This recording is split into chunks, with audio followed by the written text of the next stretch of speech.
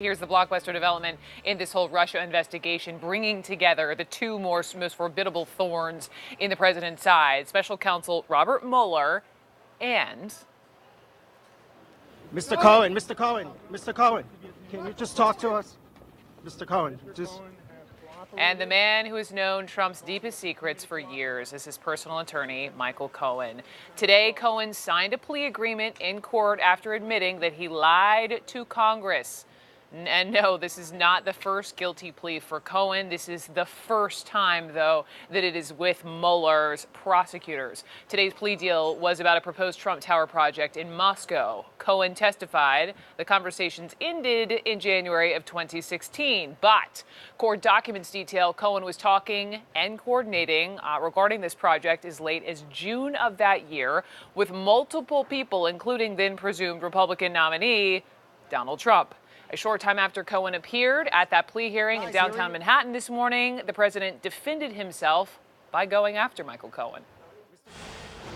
He was given a fairly long jail sentence, and he's a weak person. And by being weak, unlike other people that you watch, he's a weak person. And what he's trying to do is get a reduced sentence. So he's lying about a project that everybody knew about. I mean, we were very open with it. We were thinking about building a building. I guess we had in a form, it was an option. I don't know what you'd call it. I decided ultimately not to do it. There would have been nothing wrong if I did do it. If I did do it, there would have been nothing wrong. That was my business. So he's lying very simply to get a reduced sentence. Okay, quick fact check. Very few people actually knew of this Trump Tower project in Moscow at the time. It came to light after the presidential inauguration. And here is why Cohen's plea deal with Mueller matters so much. Among the many questions, it raises the possibility of Trump concealing his business dealings with a foreign power, in this case, Russia. It also raises the questions of whether the Kremlin had leverage over Trump while he was a candidate and as people were voting for him all through the primary season that spring. And finally, think about what this may mean for the future of the Russia investigation. We know that Cohen has shared information with Mueller's team at least 7 different times, and through this plea agreement, Mueller has put on court record that Cohen is telling the truth. We start with the guy who was shouting questions this morning in downtown Manhattan. I have with me CNN crime and justice reporter Shimon Prokopez, getting into the specifics of what Cohen said.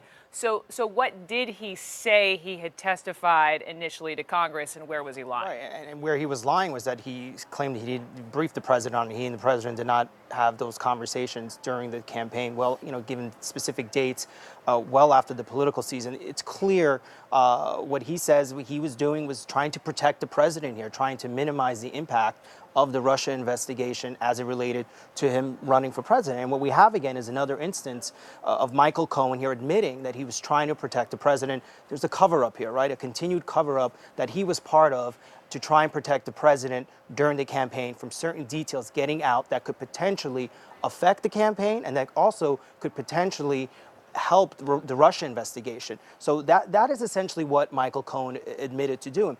And the other thing that we learned today, which is really important, because we've been asking a lot of questions about whether or not the special counsel would believe Michael Cohen, whether or not he would have any credibility with the special counsel. Well, clearly now we know he does. And that is a big deal in terms for this investigation. And it is something that the president and his legal team and the president's family is certainly concerned about and should be concerned about, because there are many more things that Michael Cohen has told the special counsel that we just don't know about. Despite Cohen's relationship with the truth in the past and all these 70 hours cumulatively that he spent with his special counsel, there is clearly a reason why Bob Mueller thinks he is telling the truth. Shimon, thank you so much.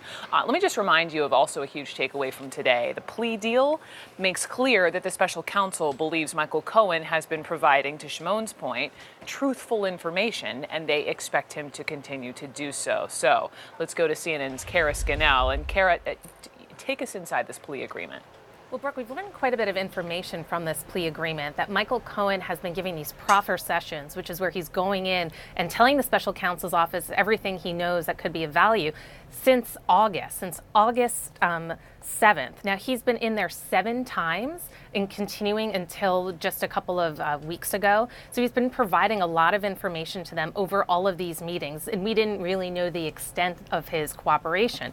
And they're also saying as part of this deal, because he's pleading guilty to 1 count of making a false statement, that he would receive between 0 and 6 months in prison. He still has the other charges that he pled guilty to in August, which he will have to face the sentencing on as well. But this deal with the special counsel's office is a short period of time, which also shows that they're valuing his cooperation.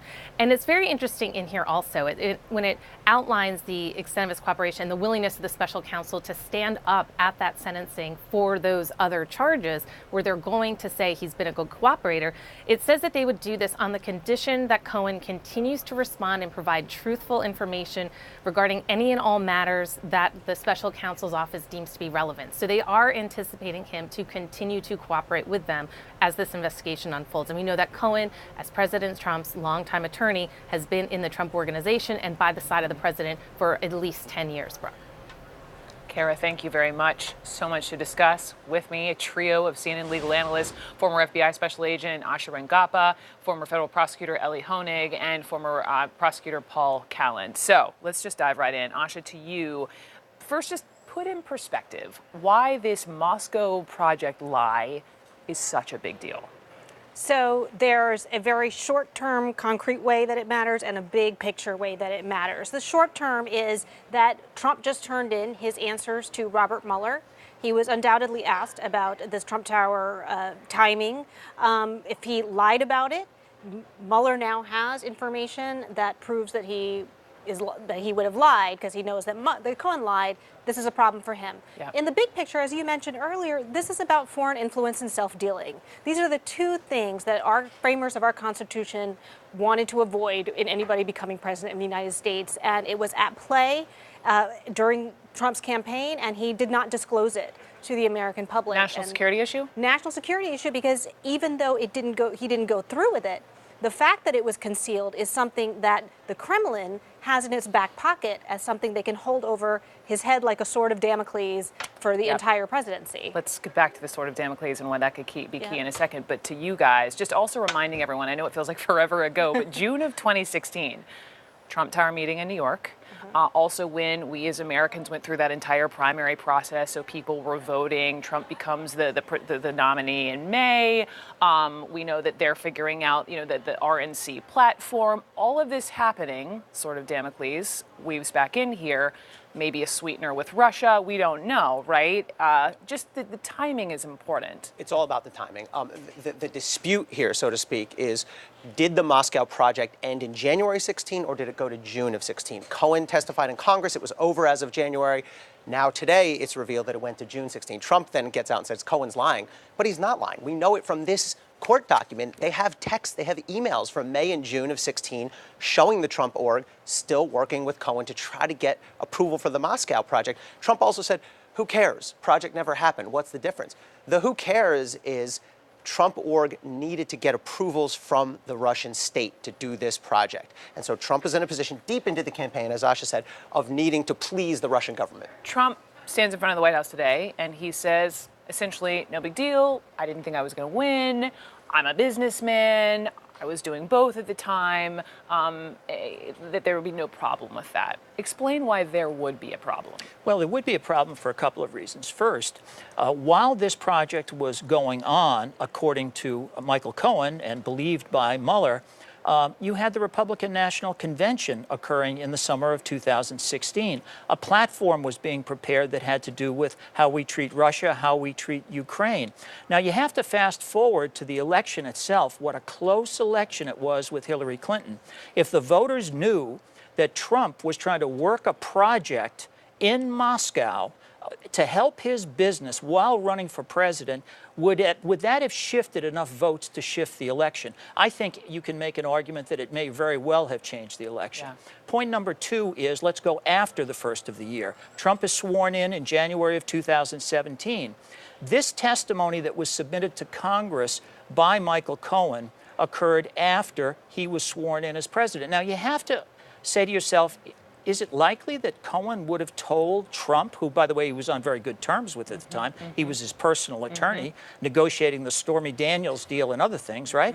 So would he have mentioned to Trump, this is what I'm going to tell Congress? It seems to me that you might mention that, your personal attorney, to the person you work for. So did Trump know that he was submitting false testimony to Congress? Did he aid and abet in the submission of the false testimony? All excellent questions. That's it.